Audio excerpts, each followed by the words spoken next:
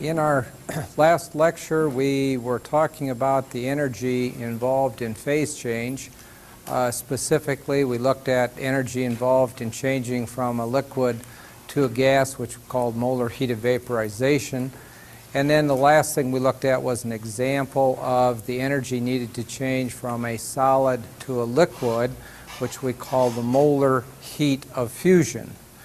Now, I should stress in both of those cases that if we make the reverse change, that is, a gas back to a liquid, the energy involved in going from a gas to the liquid state is exactly the same as the amount of energy needed to go from the liquid to the gaseous state.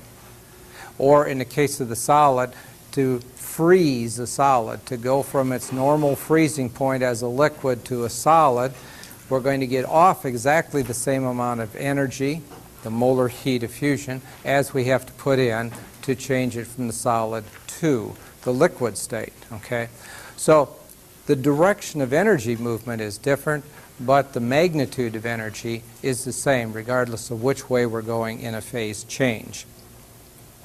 Now, on the last chart there and previous one where we talked about the heating a solid and heating a liquid, we didn't say anything now about the heating part, the energy involved in the heating part. We talked about the energy involved in the phase change, but did not talk specifically about the energy in the heating.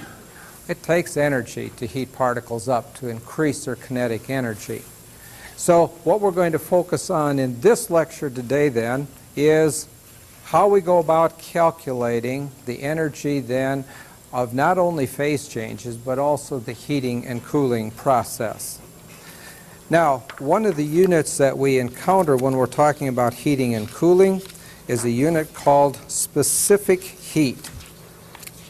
And specific heat is defined as the amount of energy in joules needed to heat 1 gram of substance 1 Celsius degree. That's referred to as the specific heat of a substance. That specific heat, of course, is again going to depend upon those types of forces that we have to overcome to increase its kinetic energy. So something that has a lot of bonding forces in it probably has a relatively high specific heat. Things that have weaker bonding forces are going to have lower specific heats. Well, let's look at a table here of some specific heats just to see what the range looks like. The first one here we see water. To heat water as a liquid requires 4.184 joules for each gram we want to heat up 1 Celsius degree. And notice that's quite large compared to the rest of them. We go down here to lead. Look at the metals down here, and we see that there are about 20 times less energy needed to heat them up than water. One of the important properties of water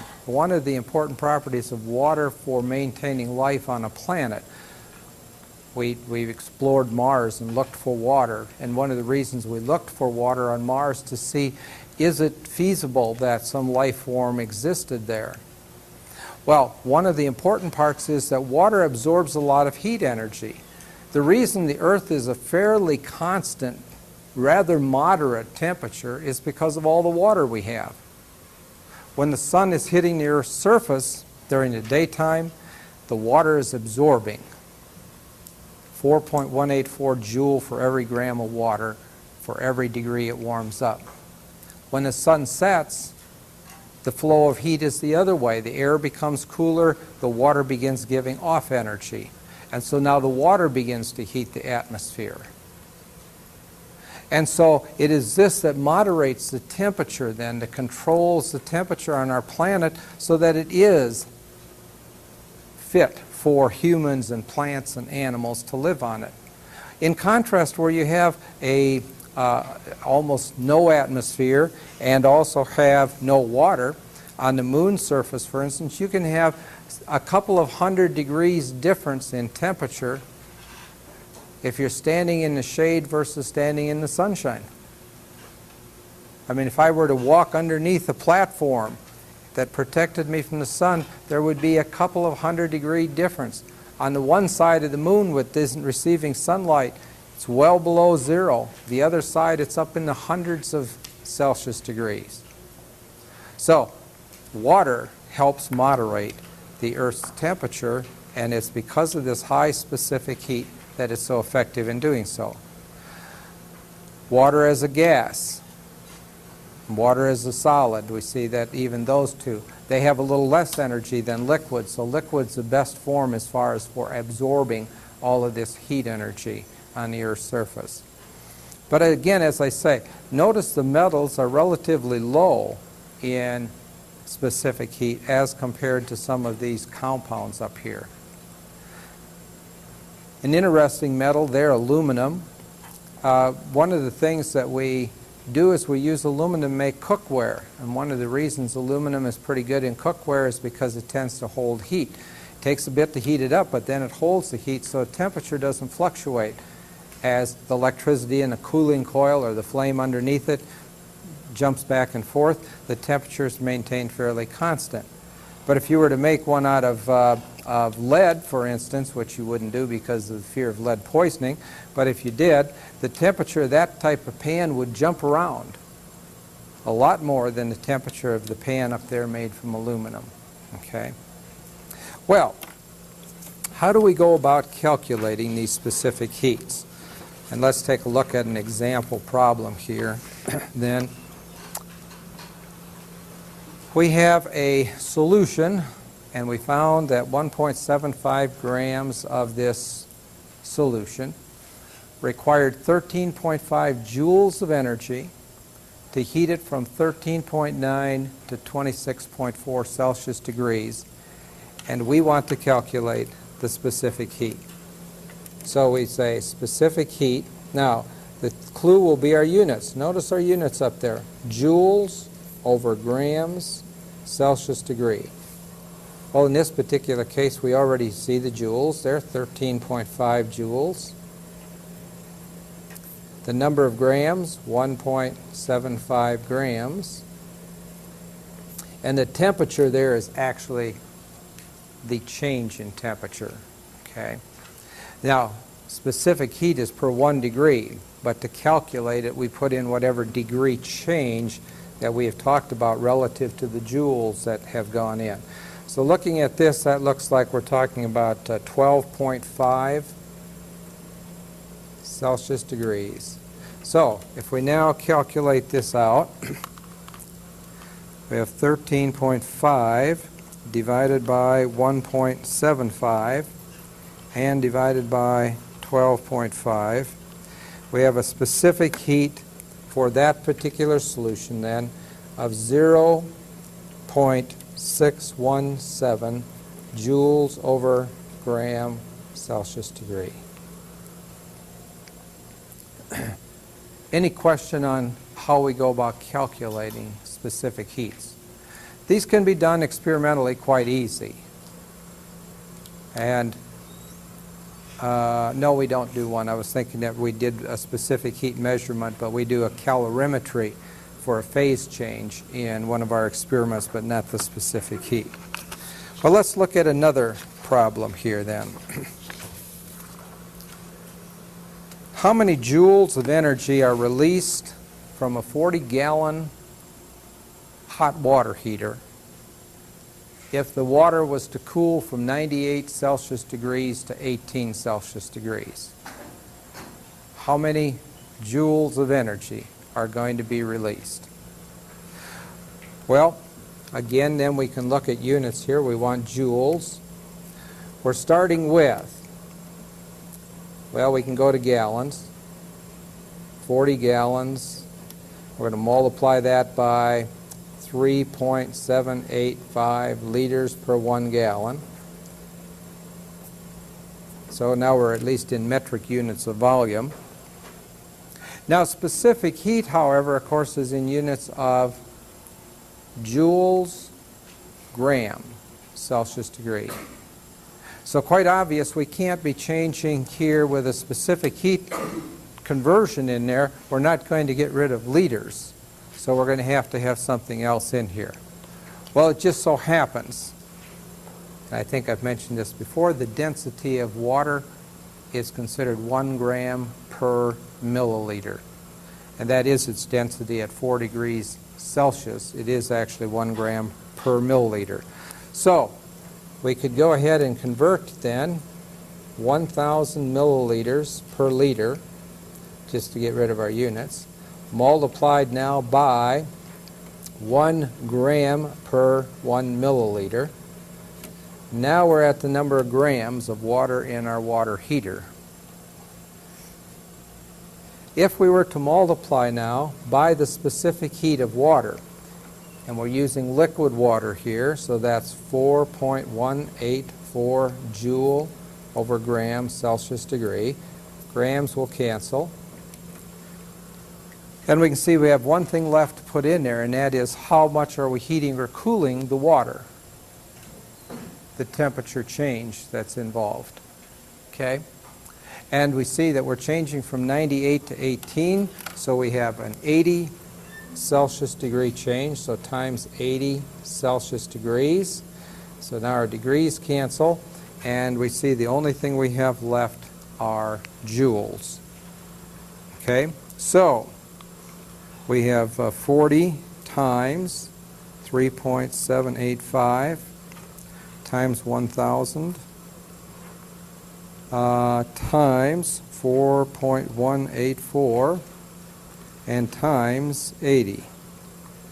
And we have an answer of 5.07 times 10 to the 7th joules. Or keeping in mind, I'll get your question in a second, or keeping in mind now that, of course, we could express it in kilojoules. There are 1,000 joules per kilojoule, so that would be 5.07 times 10 to the 4th kilojoules of energy. Yes, we had a question back here. Why did you put the 83 Celsius right next to the grams on the bottom, like you did on the previous problem? This time we're not we're not calculating specific heat. We're calculating the joules. And we're using the specific heat in this particular case to determine the joules. So if we're going to go from specific heat to joules, we have to get rid of grams, which we did all this first part to do. And we have to get rid of units of degrees, which we did by the delta T, the temperature change. Okay? All right, any other questions on that particular problem then? Okay. Well, let's see. Here's another one.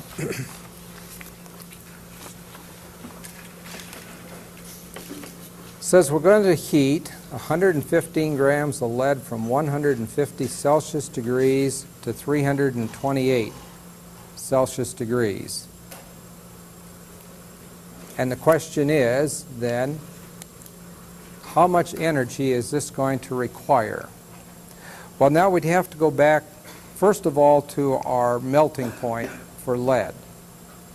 And so if we can go back, if I could find that quickly, or maybe somebody can find it in the book quicker than I can. We need the melting point of lead. Here we go. Melting point of lead is 328 degrees. Okay, so let's picture here what the question is asking. We're going to heat, so we're going to start with now solid lead, PB solid, which is at a temperature of 150 degrees. And we're going to heat it to lead solid at its melting point at 328 Celsius degrees. Now, we haven't put in any energy for the phase change. All we've put in so far is the heating part.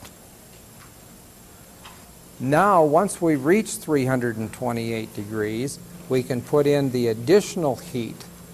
Okay, so we're going to put in some more heat now, and we're going to go to PB liquid now at 328 Celsius degrees. So we're heating up the solid, we're bringing about the phase change, and then we're going to add the two together to determine the total amount of energy needed in the process. Okay? So let's calculate here then how many joules of energy or kilojoules do we need to go from here to here? So joules, well, let's do it in kilojoules. Kilojoules will be equal to 115 grams of lead. We're going to heat it 178 degrees. From where we started at 150 up to when it's going to get ready to melt, but not melting yet, 178 degree change. Times, then, the specific heat. How much energy does it take to heat lead? All right, so again, if we look at our table of specific heats, we see lead was 0.209 joule per gram Celsius degree. So grams have canceled, degrees have canceled. We're left with joules. We'll multiply then by 1 kilojoule per 10 to the third joules, so that we'll end up with kilojoules for a unit. So, setting up our problem then, we're going to have 115 multiplied by 178 multiplied by 0.209 and divided by 1,000, and we'll have an answer of 4.28 kilojoules of energy. That's the heating. What about the phase change? How many kilojoules of energy are going to be involved in the phase change? Well, we notice that the unit for phase change, molar heat of fusion, is kilojoules per mole, so we're going to have to know how many moles of lead we have in order to use that. Well, we'll start with 115 grams of lead multiplied by 1 mole of lead, and we would look on the periodic chart then to determine what the atomic weight of lead is, and we see lead is 207.2 grams. So now we have moles of lead. If we now multiply by 5.12 kilojoules per mole, we see that moles will cancel and we're left with kilojoules. This is for the phase change part of the process. So we have 115 divided by 207.2 and multiplied by 5.12. And we see that it takes 2.92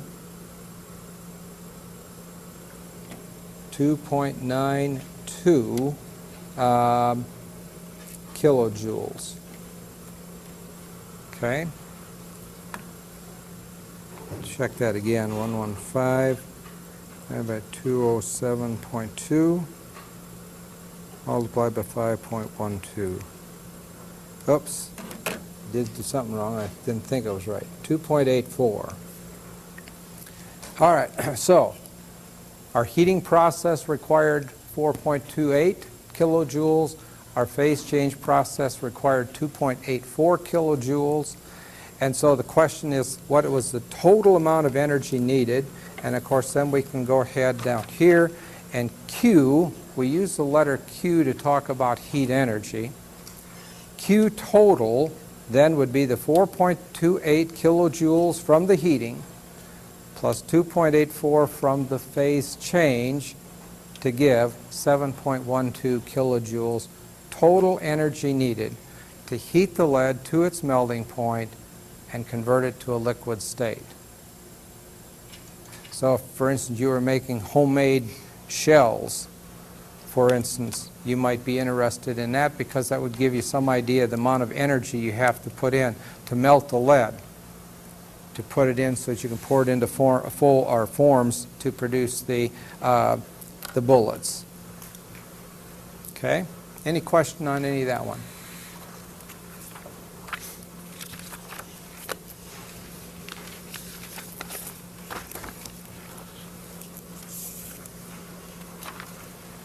How many kilojoules of energy are needed to heat 50 grams of water from 50 Celsius degrees to 250 Celsius degrees? Again, let's kind of build a roadmap here for where we're going to be going, because we're going to start with water. At 50 degrees, water is a liquid. Hopefully we would know that. We're going to heat it now to water, still as a liquid, at 100. So we're going to heat from 50 to 100. The reason we're going to 100 is because the boiling point of water, where it undergoes its phase change, occurs at 100 degrees. Then we're going to convert the liquid water to gaseous water, but it'll still be at 100 degrees. Phase change does not produce a temperature change. And then finally, we're going to take the gaseous water now and heat it up to 250 Celsius degrees. So what we see here is that we have a heating, and then we have a phase change, and then we have a heating. So we're going to need to make 3 calculations.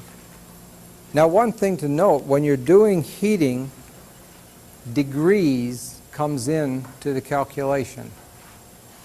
Heating or cooling, you're going to have degrees in there. When you're doing a phase change, there's nothing in molar heat of vaporization or molar heat of fusion that says anything about degrees, because it's a constant temperature. Phase changes do not change temperature. All right. So, making our calculation here for the first part. Q of heating. And this would be heating now the liquid. We're going to take the amount of water, 50 grams, and we're going to multiply it by 4.184 joules per gram Celsius degree. That's the specific heat of liquid water. And we're heating at 50 degrees, so we'll multiply by 50 degrees. And so we see degrees have canceled, grams have canceled, and we have the amount of energy involved in the heating process. And let's see, getting a number there, we'd have 50 times 50 divided by, multiplied by 4.184. And we would have a value then of, and we'll put it in kilojoules instead, so 10.5 kilojoules would be for our first step. Now Q of the phase change is going to be equal to 50 grams of water again. But remember, molar heats of vaporization and molar heats of fusion are given in kilojoules per mole. So we have to convert to moles here first. So multiply by 1 mole of water over 18.02 grams. So that gives us moles. Now we need to know the heat of vaporization of water. Well, the heat of vaporization would be found back in the earlier part of the chapter when we were talking about liquids. And see if I can find that table here quickly. The molar heat of vaporization of water is 40.7. It's table 10.2. 40.7 kilojoules per mole. So now we see that we're left then with kilojoules.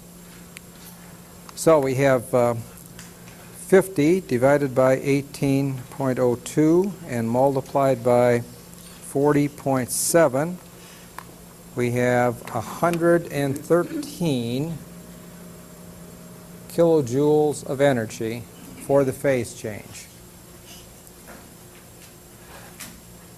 By the way, this is one of the reasons that steam burns are so severe. If we go from gaseous water to liquid water with no temperature change, every mole of water, every 18 grams of water that condense from gaseous steam to liquid steam are going to release 40.7 kilojoules of heat energy. And that's quite a lot of heat energy. In contrast, if one were to spill some 100-degree liquid water on your skin and say it dropped to 99 degrees, you would only end up with 4.184 joules of energy released to the skin versus 40.7 kilojoules of energy released to the skin. And of course, it's also this reason, this high molar heat of vaporization, that makes water such a good energy transport mechanism for heating buildings. For instance, the buildings on this campus are heated by steam. We have a power plant which is converting liquid water to gaseous water. The gaseous water comes through pipes to the buildings. In the buildings, it is converted back to liquid water. And for every 18 grams of liquid water that condenses, 40.7 kilojoules of heat energy are released. And so we can heat the buildings then. So it's a very good energy transport media. Much better than most anything else because of its high molar heat of vaporization. Okay, we still have one more step to go, and that is we need to heat up the gas. So Q for heating, again, still going to be 50 grams. This time, however, we're going to heat it from 100 to 250, so that's 150 Celsius degrees. And we need the specific heat, but we need the specific heat of gaseous water, not liquid water, because they're not the same. Well, gaseous water is 1.933 joules over gram Celsius degrees. So we see our grams have canceled, our degrees have canceled, and we're left with joules. Again, we'll write it as kilojoules to be consistent. So, oh, there it is right there. We have then 50 multiplied by 150 multiplied by 1.933. And we would have then 14.5 kilojoules of energy. Now the question was, how much energy do we need to put in total to carry out this process? And so Q total then would be equal to 10.5 kilojoules plus 113 kilojoules plus 14.5 kilojoules. And let's see, we would end up then with 24, 25, 138 kilojoules of energy would be needed to carry out the entire process, heating liquid water up, do the phase change, and heat the gaseous water which was produced from the phase change to a higher temperature. Any question on any one of those? Okay. Well, a problem with just a little bit of a different twist to it, still involving the energy. I have 50 grams of water in a container, and it's at 25 Celsius degrees. And I add 2,250 joules of energy to the container. Question is, what will the final temperature of the water be?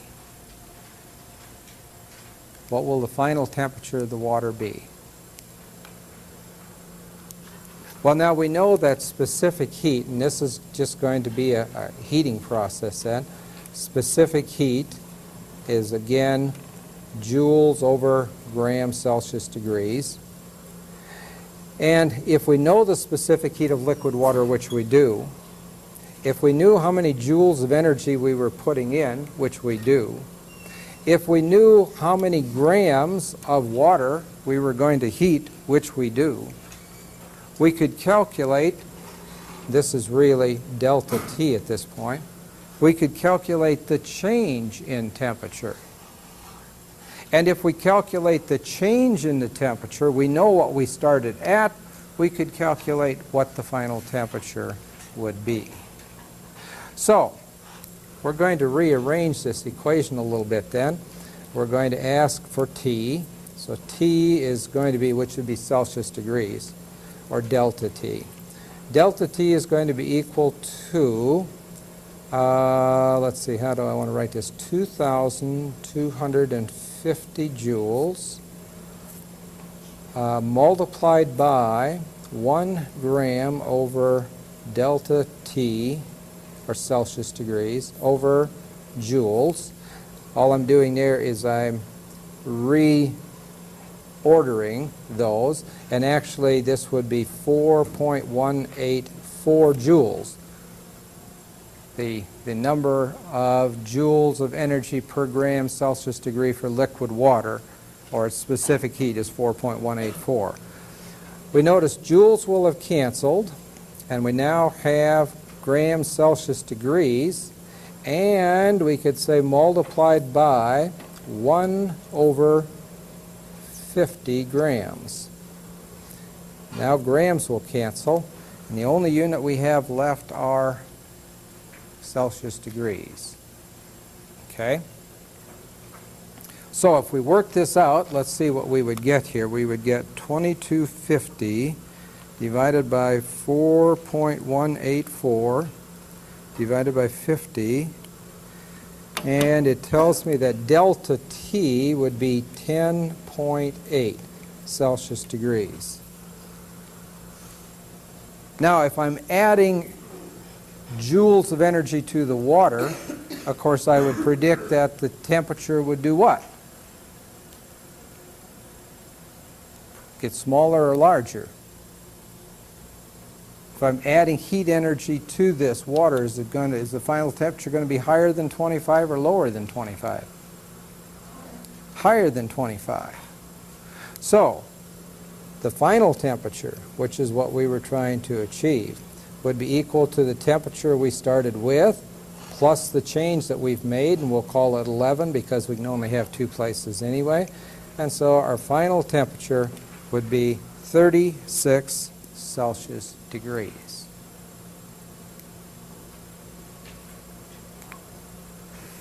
So we can use the energy idea and specific heats, etc., to do a lot of different things, sort of like we did with the ideal gas equation in the chapter on gases. But again, we can do more than one particular type of calculation from this. Anyone have a question over any of these particular ideas? Okay. Now, the last part of the chapter talks about probably one of our most common chemical substances. And one might wonder why you would spend time talking about something that is so common as water. But water has some extremely unique properties to it. Water's pretty small, first of all. When we consider it has a mass of only 18, that's a pretty small molecule. And one would kind of predict that a very small molecule like this would have very little attractive forces. We've already talked about the fact that that's not true. Water has a lot of attractive forces because it has dipole-dipole, it has hydrogen bonding, very strong hydrogen bonding, as a matter of fact, you might say, and also, of course, some dispersion force, but the first two are the most extensive. If we were to look at a series of compounds including hydrogen and the family of oxygen, in other words, if we go over here, we have H2O, then we could have H2S, H2SE, H2TE. And as we did that, notice that we would be going from a mass for the first one of 18 to 34 to 81 to 130 for mass. And everything else being the same, one would probably predict that water should have the least attractive forces. Water should have the lowest melting point or boiling point of any of those materials. And yet we find that that's not the case at all. If we look at the boiling points of this family of compounds here, we see a sort of a general trend as we would predict. The heaviest would have the highest boiling point. And then the boiling point comes down because the mass is getting less and the mass is getting less. As a matter of fact, if we were to predict just based on the other family members, we would predict that water would have a boiling point of about minus 60 Celsius degrees. But it doesn't. It has a boiling point of 100 Celsius degrees. So we see that there must be some very, very strong forces involved in water then that account for this drastic difference that we see in this. And of course the fact is that, again, water has hydrogen bonding.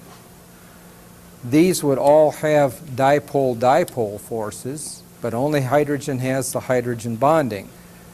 And of course this would have greater dispersion forces in water, but dispersion forces are the weakest of the forces involved in liquids. So that's one particular property or behavior of water that is unusual. Another property of water that makes it unusual. Oh, there we are.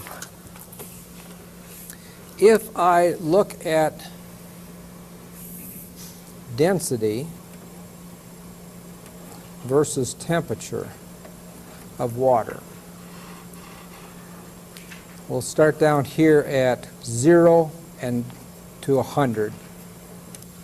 Okay, so from just at its boiling point down just to its freezing point. As we cool liquid water, we see something like this happening. The density comes down, down, down, down, down, down, down, down, down, down, down, down, down, as we would predict, down a little bit further. But then all of a sudden the density goes this way. And the density goes that way at 4 Celsius degrees. Water reaches its maximum density at 4 Celsius degrees. When we cool water below that, its density actually decreases, meaning that its volume increases. It's the same amount of water, so the only thing that can change density is how much volume it's taking up. Well, this is a very important property of water here. For one thing is that when lakes cool off in the fall, especially in areas where we get cold enough to have temperatures that get near freezing, when the lake cools off in the fall and its density becomes more dense, the water that was on the surface of the lake begins sinking to replace the water below it. Thus, the water has a natural turnover phenomena as that density changes. That means that the water on top that has a lot of oxygen dissolved in it settles to the bottom carrying the oxygen, and the water that's been on the bottom of the lake all the summer and now probably oxygen deficient is moved back to the surface. So we get this natural turnover phenomena occurring in lakes that accounts for a lot of their ability to sustain aquatic life at great depths. Okay? That's unique. That water's density decreases only to some point and then begins to expand, because almost all other compounds, elements, whatever, their density continues. Oops, I plotted that the wrong way, because I'm showing the density to be the lowest at 4 degrees. I'm saying the density is the highest at 4 degrees. So, well, we can take care of that. Okay. This is a new plot. Density as we cool the water increases to a maximum, and then it begins to decrease once again. Okay. Now, another characteristic, however, is that as we go to the solid state, and this is again very different, as we go to the solid state, the density of water even further decreases. Again, putting this thing upside down. Okay. So, what that means is that solid water has a density less than liquid water. That's why an ice cube floats on top of the glass, not on the bottom. That's why lakes freeze from the top down instead of bottom up. That's important as far as our planet is concerned, because if it didn't, if the heavier water, the water that was freezing, settled to the bottom, then the lake would freeze from the bottom up. Now in the spring, when the sun is trying to melt it, in order to get to the ice, it would have to penetrate through all of the liquid water first to get down far enough to hit the ice to provide energy to melt it, which it wouldn't do. And so our planet would basically be a block of ice with a couple of inches of thin melted water in the peak of summertime. And that's not good for water skiing or diving or anything like that, to have that little bit of water. And also it wouldn't be very comfortable, because it would be right at about 0 degrees. And secondly is you'd kill all of our aquatic life if it froze from the bottom up, because they're going to be there. They're going to be trapped. And this is a very unique property of water. And the reason this occurs is if we look at water molecules, when they're in the liquid state, and these are those polar molecules with the hydrogens and the oxygens. See, we can have one like this, and then we could have a hydrogen and an oxygen and a hydrogen like that. And they're in constant motion, so they're sort of scattered around. But when they go to the solid state, they must take very specific crystal points to maintain their hydrogen bonding, because they're not mobile to make interactions anymore. So they have to line themselves up to get the right hydrogen bonding. So if we had one there, we're going to have the next water like this, and then down on around, and we get then this nice hexagonal structure. I meant to bring a transparency of that, but it's in your book. This nice hexagonal ring structure involving the water molecules. That's what accounts for the fact that the water actually has to expand as it becomes a solid instead of contracting as most other liquids do. Okay? Well, of course, good in some ways, but bad in other ways. The reason that our roads are destroyed in the wintertime is because of this expansion. That's the tendency to be able to form these hydrogen bonds has a lot of force involved in it. So that if we get a little bit of water into a crack in the concrete or the asphalt, and then it gets cold enough to freeze, the water freezes, it expands. And when it expands, it pops the concrete apart and starts knocking some of the rock, the sand, whatever it is, out. And if this is going on for a long period of time over winter, of course you finally end up with potholes in your streets. And it's because of this constant freezing, expansion, thawing, penetrating, freezing, expanding, thawing, penetrating, and so on, that causes this great amount of damage. If you've ever accidentally put, say, a bottle of soda or something in the freezer because you wanted to cool it quick, and you forgot about it and went back, you can see the force. The bottle will either be shattered, or if it's a can, the can will rupture, or the stopper, the cap will blow off the bottle. It's a tremendous amount of force when water goes from liquid to solid due to that hydrogen bonding. Matter of fact, it was used at one time in Civil War. That's the way they would split cannonballs to remelt them. They could actually put water in and then drive a metal plug in and then freeze it, and you could get the steel to actually rupture from the pressure that the water gave. So it's quite a force. Okay. Last thing then, at the end of the chapter.